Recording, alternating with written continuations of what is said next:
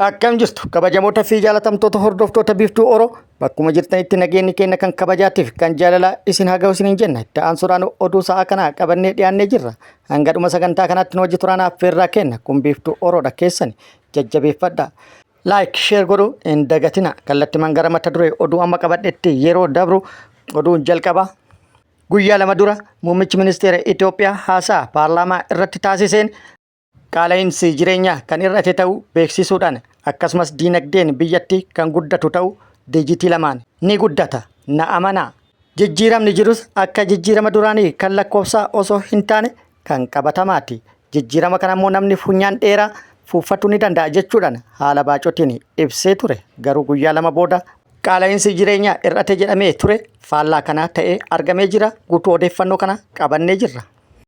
Oduun itti aanu oduu oolmaa Oromiyaati. Oduu oolmaa Oromiyaati. Lolli loltoota mootummaatii fi waraana bilisummaa Oromoo gidduutti Oromiyaa bakkoota garaagaraatti gaggeeffamaa jiru itti fufee jira.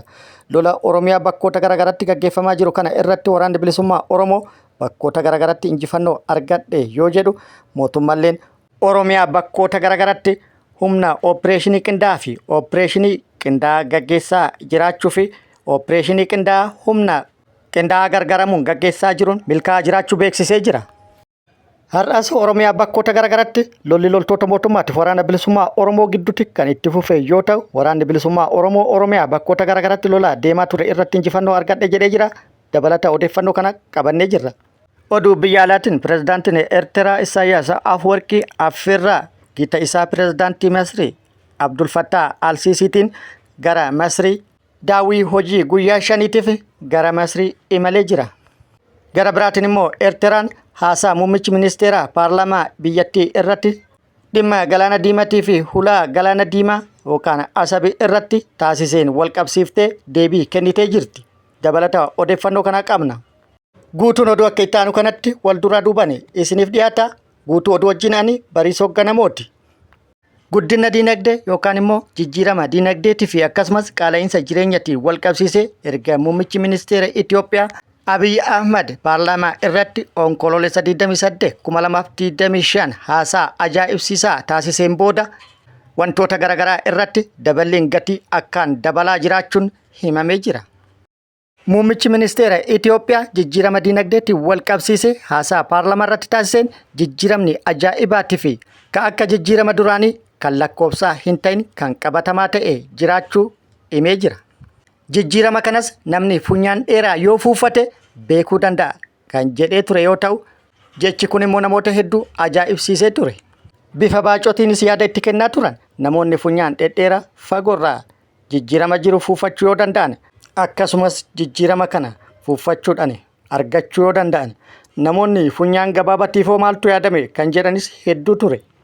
Yookaan immoo nuti yoo warri funyaan gabaabaa maaltu nuuf mala jechuudhaan kan yaada kennanillee hedduudha. Kun akkuma jirutti ta'e muummichi ministeera Itoophiyaa qaala'insa jireenyaatiin wal qabatee qaala'insi jireenyaa hir'atu akkasumas jijjiirama diinagdeetiin wal qabatee biyyattiin jijjiirama diinagdee dijitii lama kan galmeessitu ta'uu abdii guutuu kan itti qabu akka ta'eef na amanaa jechuudhaan paarlaamaa irratti waadaa galee ture. Waadaa galuu isaatiin booda guyyaa lama keessatti gatiin geejjibaa haala hin eeggamne dabalee jira. Gatiin geejjibaa 375 irra ture 440 irra dhaqqabee jira. Kan gatiin isaa 50 ture har'a 67 dhaqqabee jira. Kana jechuun har'a Qaallittii irraa gara Asallaa 375 kan ture 440 kaffalchiisee jira. Guyyaa tokkotti birrii 65 dabalee jira. Asallaa irraa gara Saguree immoo birrii 50 kan ture birrii 68tti ol guddatee jira yookaan 68 irra dhaqqabee jira. Kana qofaa miti meeshaalee garaagaraa irrattis gatiin dabalaa jiraachuun himamee jira. Gatiin akka malee dabaluun kun immoo uummata yaachisee jira. Daballiin gatii kun immoo beekamtii mootummaatiin alaa miti. Guyyaa lama dura qaala'insi jireenyaa hir'atee jira. Hir'ifnee jirra. Diinagdeen biyyattii ni guddata. Na amanaa jechuudhaan waadaan seename guyyaa tokkoo fi lama keessatti diigamee mul'atuun maaliif jechuudhaan qaamonni garaagaraa gaaffii fi yaada dhiyeessaa jiru. Oduun itti aanu oduu oolmaa Oromiyaati. Oduu oolmaa Oromiyaatiin Oromiyaa bakkoota garaagaraatti lolli loltoota mootummaatti fi waraana bilisummaa Oromoo gidduutti deemaa jiru cimee itti fufee jira.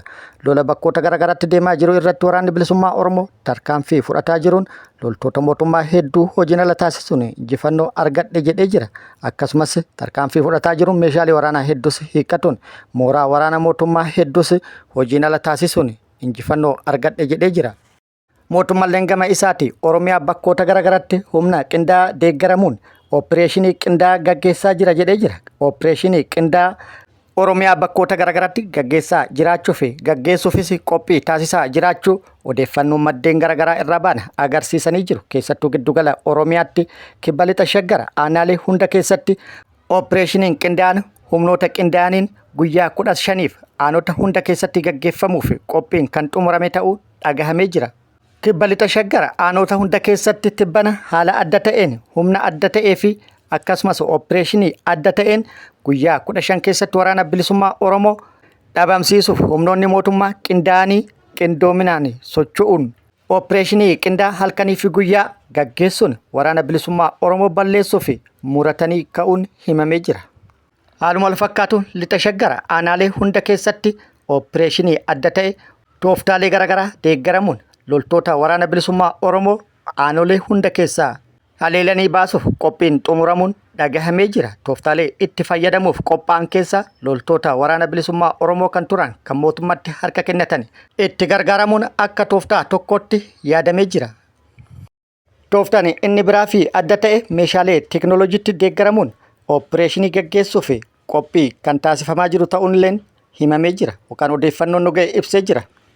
Kun akkuma jirutti ta'e Oromiyaa bakkoota garaagaraatti har'allee lolli loltoota mootummaatiif waraana bilisummaa Oromoo gidduutti deemaa jiru itti fufee jira. Har'a zoonii giddugala lixa Shaggar bakkoota garaagaraatti akkasumas zoonii lixa Oromiyaa bakkoota garaagaraatti lolli loltoota mootummaatiif waraana bilisummaa Oromoo gidduutti gaggeeffamee lola bakkoota garaagaraatti gaggeeffamaa ture kanarrattis waraanni bilisummaa Oromoo injifannoo argatuu beeksisee jira. Haaluma kanaan waraanni bilisummaa Oromoo zoonii giddugala lixa Shaggar aanaa Midaaqanyitti har'a barraaqan humna qindaa'aa opereeshinii qindaa'aa gaggeessuuf qophii taasisaa ture irratti tarkaanfii fudhateen milkaa'uu beeksisee jira. Har'a ganama onkololeessa 30/2025 aanaa Midaaqany bakka addaa Qaarmii Gurrannee jedhamutti haleellaa humnoota qindaawaa kanarratti raawwateen humnoota qindaawaa kana kan humna farra riphee lolaa poolisoota fi milishoota akkasumas qaamota garaagaraa irraa ijaarame irratti tarkaanfii fudhateen 32 booji'ee 3 addunyaa kanarraa godaansisee meeshaalee waraanaa hedduus irraa hiikkatu odeeffannoon nu ga'ee jira. AKM 15, SKS 2 fi kan biroollee kan jiran ta'uu odeeffannoon nu ga'ee jira. Bakka haleellaan itti raawwatame kanaan wal qabate gama mootummaatti odeeffannoo jiru argachuuf yaallee turre. Wanti jedhame immoo hin jiru yookaan immoo odeeffannoo argachuuf yaallee argachuu hin dandeenye. Yeroo odeeffannoon nu ga'e yookaan argannetti qabannee kan isin geenyu ta'a. Gara biraatiin immoo lolli loltoota mootummaatiif waraana bilisummaa Oromoo gidduutti giddugala Oromiyaatiif lixa Oromiyaa bakkoota garaagaraatti gaggeeffamaa oolee jira. Yeroo itti aanutti guutuu odeeffannoo qabannee kan dhufnu ta'a. Oduun inni biraa loltoonni mootummaa mooraa waraana mootummaa gadi dhiisuun gara mooraa waraana bilisummaa Oromoo dhufuu itti fufanii jiru. Haaluma kanaan miseensonni raayyaa ittisa biyyaa 2 giddugala Oromiyaa irraa gara mooraa waraana bilisummaa Oromoo dhufuu waraanni bilisummaa Oromoo beeksisee jira. Loltoonni kunneen gara mooraa waraana bilisummaa Oromoo yeroo dhufanitti BKM 1 fi akkasumas rasaasa BKM 1200 akkasumas meeshaalee waraanaa biroollee qabatanii gara mooraa waraana bilisummaa Oromoo dhufuu waraanni bilisummaa Oromoo beeksisee jira. Miseensota raayyaa ittisa biyyaa gara mooraa waraana bilisummaa Oromoo dhufan kanaafis waraanni bilisummaa Oromoo simannaa ho'aa fi simannaa gootaa taasiseef jechuudhaan ibsee jira. Akkasumas miseensonni raayyaa ittisa biyyaa kunneen gara mooraa waraana bilisummaa Oromoo nagaan dhufuu isaaniitii fi waraanni bilisummaa Oromoo gammachuudhaan isaan simatuutti akka gammadan gaafiif deebii waraana bilisummaa Oromoo waliin taasisan irratti ibsanii jiru. Oduu biyya alaatiin pirezidaantiin Eertiraa Isaayyaas Afwerqii daawwannaa hojii guyyaa 5tiif Masriin dhaqanii jiru. Dhimma hulaa galaanaatiin wal qabate Itoophiyaa fi Eertiraan yeroo walitti gaarrifannaan isaanii cimee fi akkasumas gama lamaaniyyuu lola walirratti banuu fi walitti qophaa'aa jiranitti pirezidaantiin Eertiraa gita isaanii pirezidaantii Masriitiin biyya isaanii Masrii akka daawwatu affeerran taasifameefii jira. Haaluma kanaan pirezidaantiin Eertiraa Isaayyaas Afwerqii waamicha gita isaanii pirezidaantii Masrii Abdul Fattah al-Siisii fudhatuudhaan Masrii daawwachuudhaaf Kaayiroo galuun isaa dhagahamee jira. Gara biraatiin immoo Eertiraan ejjennoo Itiyoophiyaan galaana diimaan wal qabatee ibsa tibbana ibsaa jirtuuf deebii kennitee jirti. Deebii kenniteenis mootummaan Eertiraa ejjennoo Itiyoophiyaan dhimma galaana diimaa ilaalchisee tibbana ibse balaaleffattee jirti. Haaluma kanaan ministeerri odeeffannoo Eertiraa Yemaane Gabra Masqal dubbii ministeerri muummee Itiyoophiyaa Abiy Ahmed onkoloolessa 28/2025 barbaachisummaa hulaa galaana Asabii fi akkasumas galaana diimaa ilaalchisee bakka bu'oota uummataatiif ibsa kennee cimsee balaaleffatee jira. Itti dabaluunis abjuun PP waa'ee Asab yeroodhaa gara yerootti hammaataa waan dhufe fakkaata jedhee jira.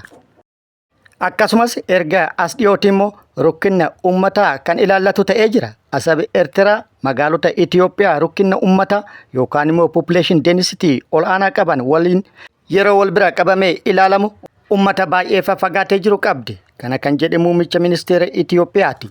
Akkasumas itti dabaluun Asabiin yoo danda'ame mariidhaan ta'uu baannaan immoo kan dhuunfatu ta'uu mirkaneessee jira jechuudhaan dubbii muummichi ministeera Abiy Ahmed paarlaamaa irratti taasisan akeekuudhaan deebii kennee jira.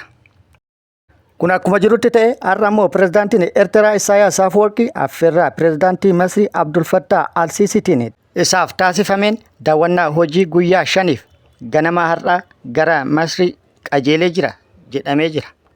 Kun ammoo yeroo jijjiiramni naannoo galaana diimaa fi gaanfa Afrikaa keessatti deemaa jirutti Asmaraa fi Kaayiroo gidduutti walitti dhufeenyi marsaa biroo kan uumame ta'uu kan agarsiisu jedhamee jira.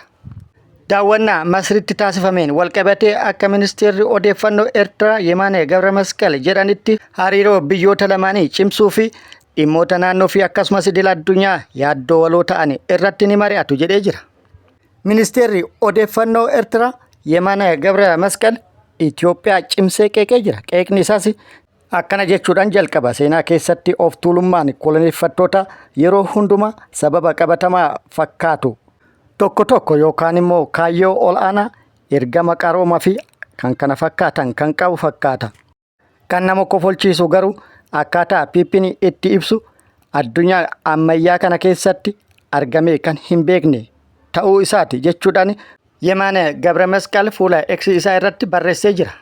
Kana qofaa miti Yemaane Gabra Masqal qabxilee gara kaasuudhaan Itiyoophiyaa akkaan qeeqee jira.